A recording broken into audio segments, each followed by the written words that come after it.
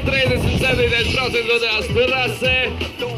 Un veiksmīgs sāks, diemžēl krīt braucēji, bet ir apakaļ uz kājām, uzvarina braucēju, viss kārtībā! Bet tikmēr pirmajā pozīcijā Ronalds Rītīšs no BMX klubs Ozolēni. Viņa viens pilsas pāris sportistus, respektīvi pogāds numuru Rolands Pomers. Un jau pēdējā virāža, pēdējā taisnība aizvien Ronalds Rītīšs. Pirmajā pozīcijā Rolands Pomers kā otrais, bet turpat tuvu trešajā pozīcijā Edgars Dimants. Okay, Ryder. Random start. Ryder, ready, watch the gate. Un 17 plus dodas trasē jau pavisam ātrākie puiši.